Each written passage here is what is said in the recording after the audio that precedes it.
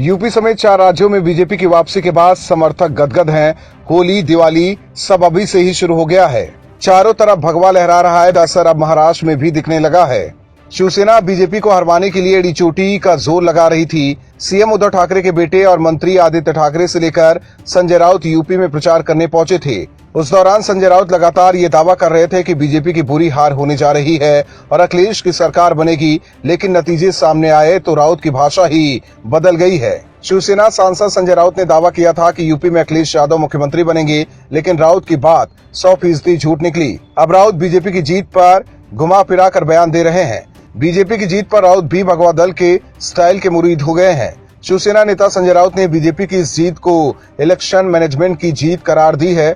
शिवसेना नेता संजय राउत ने कहा कि इन चुनाव में कांग्रेस पार्टी को बुरी तरह से हार का सामना करना पड़ा है। हमें अपेक्षित परिणाम नहीं मिले। उन्होंने कहा कि पंजाब में लोगों को एक और विकल्प मिला और आपको चुन लिया। बीजेपी की जीत उनके लिए इलेक्शन मैनेजमेंट की भी जीत है। संजय राउत ने आगे कहा कि जिन राज्य में पार्टी की जीत हुई है, मैं उनका पार्टी की ओर से अभिनंदन करता हूं।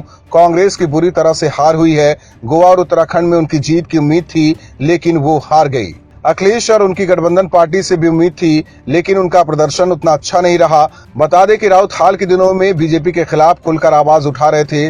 महाराष्ट्र में जांच एजेंसियों की कार्रवाई के बाद बीजेपी और शिवसेना के बीच तल्खी और बढ़ गई थी। वहीं राउत ने दावा किया था कि यूपी में बीजेपी चुनाव हार जाएगी, लेकिन बीजेपी अब यूपी में दोबारा सरकार बनाने जा रही है।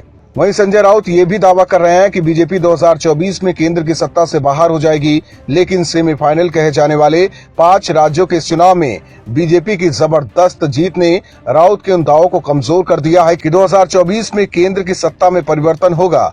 वहीं महाराष्ट्र में भी बीजेपी फ्रंट फुट से खेल सकती है और बीजेपी अब और आक्रामक अंदाज के साथ अघाड़ी सरकार के खिलाफ मोर्चा खोल सकती है, क्योंकि नवाब मलिक की गिरफ्तारी के बाद ही महाराष्ट्र बीजेपी नेताओं द्वारा ये संकेत दिया गया था कि 10 मार्च के बाद बड़ा खेल होगा। Bureau report, OMH news. और भी वीडियोस देखने के लिए चैनल को सब्सक्राइब करें और बेल आइकन को दबाएं।